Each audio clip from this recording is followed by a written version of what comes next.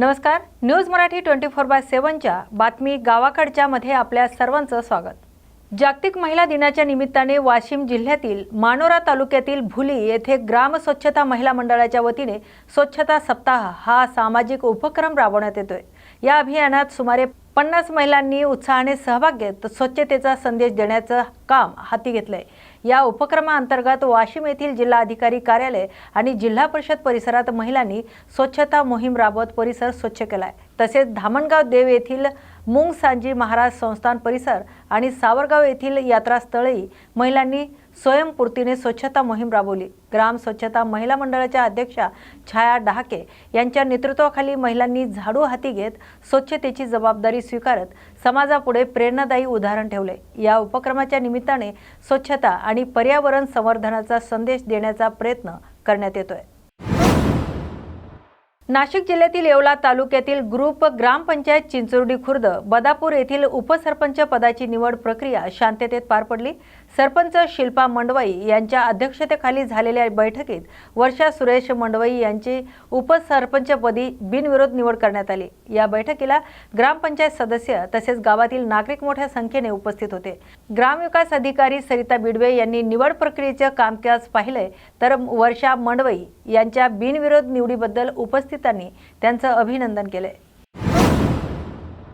महाराष्ट्राच्या 2026 ते 27 च्या अर्थसंकल्पात गडचिरोली जिल्ह्यासाठी अनेक मोठ्या आणि महत्त्वपूर्ण घोषणा करण्यात आल्या।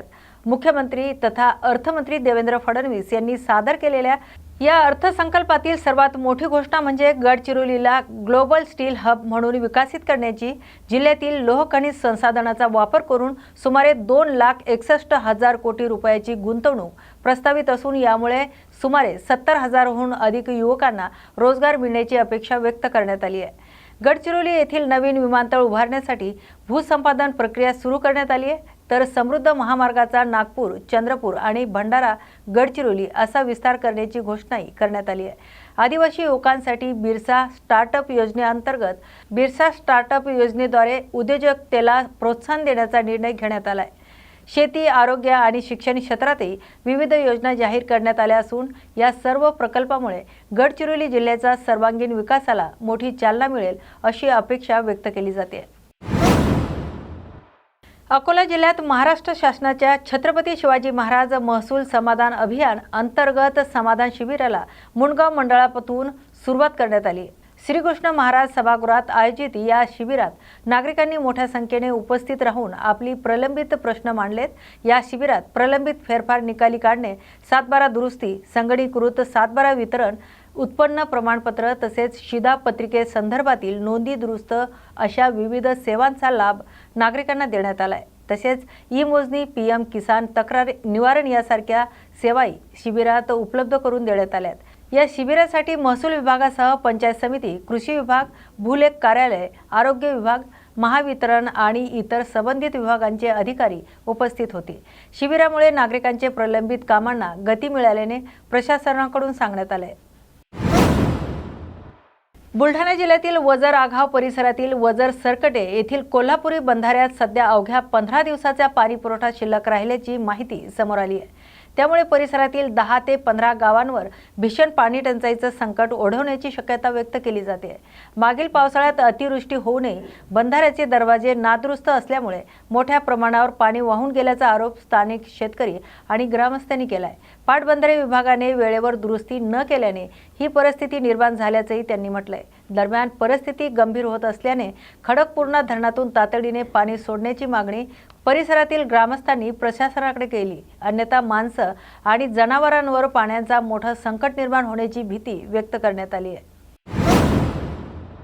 8 मार्च रोजी साजरा होणाऱ्या जागतिक महिला दिनानिमित्त छत्रपती संभाजीनगर जिल्ह्यातील शिक्षण अधिकारी अश्विनी लाटकर यांनी महिलांच्या सन्मानाबाबत प्रेरणादायी आणि प्रभावी संदेश दिलाय। जिल्ह्यात दबंग आणि कर्तव्यदक्ष अधिकारी म्हणून ओळख असलेल्या सिंगम लेडी अश्विनी लाटकर यांनी समाजातील प्रत्येक घटकाने महिलांचा सन्मान करण्याचे आवाहन केले। आपल्या संदेशात त्या म्हणाल्या, स्त्री म्हणजे मंगलमयता, वात्सल्य, मातृत्व आणि नेतृत्व यांचं सुंदर मिश्रण आहे। महिलांच्या मातृत्वातील नेतृत्व आणि त्यांचा कर्तृत्वाचा योग सन्मान करण्याचा दिवस म्हणजे 8 मार्चचा महिला दिन होय। महिला दिन हा केवळ एक दिवस साजरा करण्यापुरता मर्यादित न ठेवता वर्षभर महिलांचा मान सन्मान जपण्यासाठी समाजातील सर्व घटकांनी आपलं योगदान द्यावं असंही त्यांनी नमूद केलंय। समाजाने महिलांबरोबरच मुलींचाही योग्य मान सन्मान करावा आणि त्याबरोबर प्रगतीसाठी सकारात्मक वातावरण निर्माण करावे अशी विनंतीही त्यांनी यावेळी केली। महिला दिनाच्या निमित्ताने त्यांनी मुलींसाठी एक प्रेरणादायी कविताही सादर केली। त्यांचा हा संदेश समाजासाठी प्रेरणादायी ठरेल अशी प्रतिक्रिया अनेकांनी व्यक्त केली आहे। या बातमीचा आढावा घेतलाय संभाजीनगर प्रतिनिधी माधव खिल्लारे यांनी। मध्ये आपण आहोत संभाजीनगर येथे शिक्षण अधिकारी माननीय अश्विनी लाटकर मॅडम, शिक्षण अधिकारी माध्यमिक विभागाचे। आपण जाणून घेऊया महिला दिनाचे ते काय संदेश देत आहेत। मॅडम, काय सांगणार महिला दिनानिमित्त आपण? नमस्कार, मी अश्विनी लाटकर, शिक्षणाधिकारी माध्यमिक, छत्रपती संभाजीनगर। 8 मार्च हा जागतिक महिला दिन आहे। संपूर्ण विश्वामध्ये अत्यंत उत्साहाने महिला दिन हा साजरा केला जातो आणि या महिला दिनाच्या माध्यमातून मी एवढंच सांगू इच्छिते की स्त्री म्हणजे मांगल्य, स्त्री म्हणजे वात्सल्य, स्त्री म्हणजे मातृत्व आणि स्त्री म्हणजे नेतृत्व आणि या मातृत्वातील नेतृत्वाचा आणि त्यांच्या कर्तृत्वाचा उचित सन्मान करण्याचा हा 8 मार्च हा महिला दिवस आहे आणि या महिला दिनाच्या निमित्ताने संपूर्ण जगभर महिलांचा सन्मान केला जावा, महिलांचं आदरातिथ्य केलं जावं आणि एकच दिवस नव्हे तर संपूर्ण वर्षभर महिलांच्या मान सन्मानासाठी संपूर्ण समाजातील घटकांनी स्वतःचा योगदान द्यावं असाही संदेश मी या निमित्ताने देईल आणि मुलींचा आणि महिलांचा यथोचित मान सन्मान करावा अशी विनंती देखील करेन। शिक्षण अधिकारी महिला असून तुम्हाला काय वेगळं अनुभव? शिक्षणाधिकारी महिला असूनही समाजामध्ये वावरत असताना अतिशय चांगले आणि वाईट दोन्ही प्रकारचे अनुभव आलेले आहेत। चांगले अनुभव सांगायला मला निश्चितच आवडेल की मुलींच्या शिक्षणासाठी काम करत असताना समाजातील घटकांना जेव्हा आवाहन केलं की मुलींच्या शिक्षणासाठी आपण योगदान द्यावं, तेव्हा समाजातील अनेक घटकांनी अनेक प्रकारे मुलींच्या शिक्षणासाठी योगदान दिलेलं आहे आणि छत्रपती संभाजीनगर जिल्ह्यामध्ये मुलींच्या शिक्षणासाठी मुलींचं गुणवत्तापूर्ण शिक्षण व्हावं यासाठी आम्ही धडपड करत आहोत आणि समाजातून योग्य असं सहकार्य आम्हाला प्राप्त होत आहे आणि निश्चितपणे मला सांगायला आवडेल की छत्रपती संभाजीनगर जिल्ह्यातील मुलींची गुणवत्ता ही अतिशय दर्जेदार, उत्तम आणि चांगली आहे आणि मुलींचं शैक्षणिक प्रमाण जे आहे ते मुलांच्या बरोबरीने आहे, नव्हे थोडंसं जास्त आहे आणि गुणवत्तेमध्येही जेव्हा आपण 10वी आणि 12वीचे निकाल बघतो किंवा शाळांचे निकाल बघतो त्यामध्ये मुलींनी उच्च अशी गुणवत्ता प्राप्त केलेली आहे। त्यामुळे मुलींचं खूप अभिनंदन करावं असं वाटतं मला या निमित्ताने। महिला अधिकारी म्हणून तुमच्यासमोर कोणती आव्हाने उभी राहिली तर तुम्ही त्याच्यावर कशी मात केली? अधिकारी म्हणून किंवा महिला अधिकारी म्हणून अनेक आव्हानांना फेस करावं लागतं, ज्यामध्ये आत्ताच आपण बघतोय की 10वी आणि 12वीच्या परीक्षा चालू आहेत आणि कॉपीमुक्त अभियान राबवत असताना अगदी चांगल्या पद्धतीने आम्ही हे कॉपीमुक्त अभियान छत्रपती संभाजीनगर जिल्ह्यामध्ये राबवलं। अनेक योग्य असे संदेश समाज माध्यमांपर्यंत आम्ही दिले, परंतु काही ठिकाणी अनुचित प्रकार जेव्हा घडले त्यावेळी आम्ही कुणाचीही गय केली नाही। अगदी एक दबंग अधिकारी जसा असतो त्या दबंग अधिकाऱ्याप्रमाणे महिला असूनही मी ठाम अशी भूमिका बजावली आणि त्या ठिकाणी अनुचित गैरप्रकार करणाऱ्यांना कायदेशीर कारवाई केली आणि आमच्या MCSR नियमानुसार त्यांच्यावरती सेवा शर्ती अनुसार कारवाई देखील केली। म्हणजे महिला म्हणून कुठेही मागे आम्ही सरले नाही किंवा कुठेही कच खाल्ली नाही, तर अगदी ठामपणे निर्णय घेतले आणि आपले कर्तव्य जे आहे ते पूर्ण केलेलं आहे। ग्रामीण मुलींसाठी शिक्षणासाठी तुम्ही त्यांना काय आव्हान करणार? ग्रामीण त्यांना प्रेरित कसे करणार शिक्षण घेण्यासाठी? हो, ग्रामीण भागातील पालकांना मी सांगेल की मुलगी आहे म्हणून त्यांचं शिक्षण कुठेही थांबवू नका, त्यांना शालेय शिक्षण पूर्ण करा, त्यांचं महाविद्यालयीन शिक्षण पूर्ण करा, त्यांना स्पर्धा परीक्षांना बसवा, त्यांना त्यांच्या पायावरती उभं राहण्यासाठी कौशल्याचं शिक्षण द्या, प्रशिक्षण द्या आणि जिथे कुठेही मुलींच्या शिक्षणासाठी अडचणी येत असतील त्या ठिकाणी शिक्षण विभाग या नात्याने आम्ही संपूर्णपणे मदत करायला तयार आहोत। अनेक ज्या कंपन्या आहेत, CSR आहेत किंवा जे थोर दाते आहेत त्यांच्यापर्यंत जर आपण पोहोचलो तर निश्चितपणे मुलींच्या शिक्षणासाठी चांगलं योगदान प्राप्त होतं। उदाहरणच द्यायचं झालं तर परवाच 5 तारखेला मी नाशिक या ठिकाणी होते। बिझनेस आयकॉन अवॉर्ड नावाचं एक फंक्शन होतं, अवॉर्ड फंक्शन RISI.in यांच्या माध्यमातून आयोजित केलेलं। तर त्या ठिकाणी उद्योजकांना मी आवाहन केलं की छत्रपती संभाजीनगर जिल्ह्यातील मुलींच्या शिक्षणासाठी आपण बिझनेसमॅन आहात त्यामधून योगदान द्यावं, तर त्या ठिकाणी मुलींची सायकल बँक असेल, मुलींसाठी युनिफॉर्म्स असतील, मुलींसाठी सॅनिटरी नॅपकिन असतील, मुलींसाठी बुक बँक असेल किंवा इन्फ्रा असेल किंवा मुलींच्या उच्च शिक्षणासाठी जी कुठली मदत असेल ती मदतसुद्धा त्या ठिकाणी संपूर्ण महाराष्ट्रातील उद्योजक त्या ठिकाणी उपस्थित होते आणि त्यांनी त्या ठिकाणी संभाजीनगर जिल्ह्यातील मुलींच्या शिक्षणासाठी मदत करायचं, योगदान देण्याचं कबूल केलेलं आहे. आजच्या मुलींना करिअर करताना कोणत्या गोष्टी लक्षात ठेवाव्या? करिअर करताना फोकस हा सगळ्यात महत्त्वाचा गोष्ट आहे की आपलं करिअर आहे आणि त्यावरच आपण फोकस केलं पाहिजे. अगदी कुठेही आपलं लक्ष इकडे तिकडे विचलित होता कामा नये. आपलं जे ध्येय आहे, आपलं जे उद्दिष्ट आहे किंवा आपलं जे एम आहे ते एम साध्य करण्यासाठी आपण पूर्णपणे प्रयत्न करायला हवेत. नव्हे, डॉक्टर अब्दुल कलाम साहेबांच्या भाषेमध्ये आपलं स्वप्न पूर्ण होईपर्यंत आपण झोपताच कामा नये, विश्रांती घेता कामा नये, अथक परिश्रम करून आपण आपलं गोल साध्य करावं. कुठेही कॉम्प्रोमाइज करू नये, कुठेही कच खाऊ नये. अगदी धडाडीने आपण आपलं उद्दिष्ट साध्य करण्यासाठी मुलींनी प्रयत्न करावेत असं मी सांगेन. पुढील काळात मुलींच्या विभागात शिक्षण विभागात मुलींसाठी कोणतं तुम्ही तरतूद काही केलेली आहे का? मुलींच्या शिक्षणासाठी स्पर्धा परीक्षांना मुलींनी सामोरे जावं यासाठी आम्ही समृद्ध ग्रंथालयांची निर्मिती केली आहे. अगदी ग्रामीण भागामध्ये सुद्धा स्पर्धा परीक्षा स्टडी सेंटर्स जे आहेत ते आम्ही उभे केलेले आहेत. यामध्ये जिल्हाधिकारी कार्यालयाची खूप मोठी मदत झालेली आहे आणि मुलींनी स्पर्धा परीक्षांना सामोरे जावं, अभ्यास करावा म्हणून ग्रामीण भागामध्ये आम्ही स्पर्धा परीक्षा निर्मितीसाठी समृद्ध ग्रंथालये निर्माण केलेली आहेत.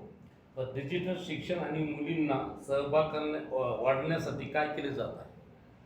डिजिटल शिक्षण व्हावं यासाठी मुली असतील किंवा महिला शिक्षिका असतील यांच्यासाठी आम्ही कार्यशाळांचं आयोजन केलेलं आहे की तंत्रस्नेही कसं बनायचं आहे.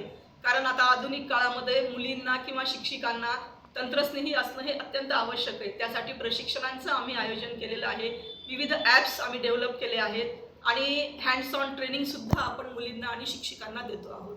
एक महिला म्हणून मुलींना काय संदेश द्याल? शेवटचा प्रश्न. महिला म्हणून मुलींना सांगेल की मुलींनो, तुम्ही तुमचं ध्येय निश्चित करा आणि तुमच्या ध्येयापर्यंत जाण्यासाठी अविरत धडपड करा. तुमचं ध्येय साध्य होईपर्यंत तुम्ही थांबूच नका आणि मुलगी म्हणून तुम्हाला कुठलीही अडचण येणार नाही. तुम्ही यश संपादन करू शकता. नव्हे, यश संपादन करणं हे तुमच्याच हातामध्ये आहे. छानशी मोठी स्वप्न बघा, खूप मोठे व्हा. आयुष्यामध्ये यश हे तुमचंच असतं आणि हेही सांगेल की लाभू दे तुझ्या पंखांना यशाची सोनेरी किनार, लक्ष लक्ष दिव्यांनी उजळू दे तुझा संसार, कर्तृत्व अन सामर्थ्याची ओढून घे नवी झालर आणि पुन्हा एकदा होऊ दे स्त्री शक्तीचा जागर, पुन्हा एकदा होऊ दे स्त्री शक्तीचा जागर. निश्चितच मॅडमचा संदेश खूप छान दिलेला आहे. माझं नाव घेऊ एक मॅडमला बोलणं. ठीक आहे, थँक्यू मॅम. मॅडम तुम्ही माझ्या बातमी बघत नाही का? गडचिरोली जिल्ह्यात महसूल विभागाच्या वतीने राबवण्यात येणाऱ्या छत्रपती शिवाजी महाराज महाराजस्व समाधान शिबिर अभियानाला आज सुरुवात झाली आहे. विविध तालुक्यातील महसूल मंडळ स्तरावर आयोजित करण्यात आलेल्या या शिबिरामध्ये नागरिकांनी मोठ्या संख्येने उपस्थित राहून महसूल सेवांचा लाभ घेतला आहे. या शिबिरामध्ये प्रलंबित फेरफार प्रकरणाचा निपटारा, महसूल अभिलेख दुरुस्ती, लोकसेवा हक्क कायद्याअंतर्गत सेवा, अकृषिक म्हणजेच NA परवानाबाबत मार्गदर्शन, भूसंपादन प्रकरणातील कागदपत्रांची पूर्तता, ई मोजणी, ॲग्रीस्टॉक नोंदणी तसेच PM किसान योजनेबाबत माहिती देण्यात आली आहे. पोर्ला येथे आयोजित शिबिराला जिल्हाधिकारी अविशांत पंड्या यांनी भेट देत नागरिकांशी संवाद साधलाय. महसूल विषयक प्रश्न सोडवण्यासाठी नागरिकांनी या शिबिराचा लाभ घ्यावा असे आवाहन त्यांनी केले. दरम्यान चारमेशी तालुक्यातील कुनघाडा येथे आमदार डॉक्टर मिलिंद नरोटे यांनी शिबिराला भेट दिली. आज जिल्ह्यातील विविध महसूल मंडळामध्ये ही शिबिरे पार पडली असून या अभियानाचा पुढील टप्पा 14 मार्च 2026 रोजी आयोजित करण्यात येणार आहे. माझं पूर्ण नाव आहे रामकृष्ण बलिराम पत्रे, राहणार तुळशी. मी सेवानिवृत्त शिक्षक आहे.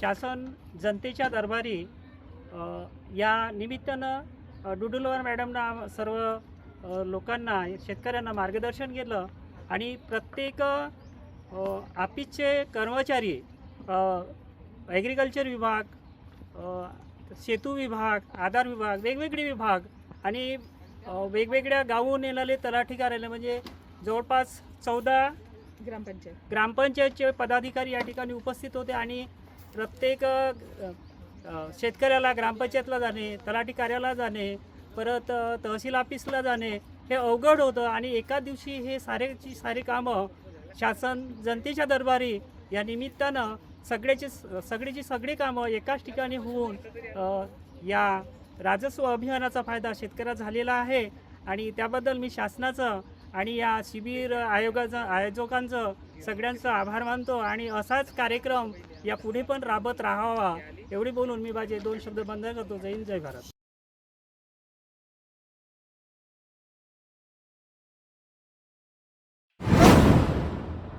बुलढाणा जिल्ह्यात काँग्रेसला मोठा धक्का बसलाय. चिखली शहरातील शेकडो काँग्रेस पदाधिकाऱ्यांनी आमदार श्वेता महाले यांच्या नेतृत्वावर विश्वास ठेवत भारतीय जनता पक्षात प्रवेश केलाय. मुंबई येथील पक्ष कार्यालयात हा पक्षप्रवेश सोहळा पार पडलाय तर भाजपचेच प्रदेशाध्यक्ष रवींद्र चव्हाण यांच्या हस्ते या पदाधिकाऱ्यांचा पक्षप्रवेश करण्यात आलाय. प्रवेश केलेल्यांमध्ये काँग्रेसचे माजी नगराध्यक्ष, माजी पंचायत समिती सभापती, कृषी उत्पन्न बाजार समितीचे माजी उपसभापती यांच्यासह अनेक प्रमुख पदाधिकारी आणि कार्यकर्त्यांचा समावेश आहे. चिखली शहरातील या मोठ्या पक्षप्रवेशामुळे बुलढाणा जिल्ह्यातील काँग्रेसला मोठा फटका बसल्याची चर्चा राजकीय वर्तुळात सुरू आहे. विशेष म्हणजे काँग्रेस प्रदेशाध्यक्ष हर्षवर्धन सपकाळ यांचा हा जिल्हा मानला जातोय. महाराष्ट्राचे राज्याचं लाडके नेतृत्व आदरणीय देवेंद्रजी फडणवीस साहेब तसेच भारतीय जनता पार्टीचे प्रदेशाध्यक्ष आदरणीय रवींद्रजी चव्हाण साहेब या ज्येष्ठ मंडळींच्या मार्गदर्शनानुसार तसेच चिखली विधानसभा मतदारसंघाच्या विकासकन्या यांच्या भगिनी आदरणीय श्वेताताई महाले पाटील यांच्या नेतृत्वात आज मी इथे भारतीय जनता पार्टीमध्ये प्रवेश करत आहेत.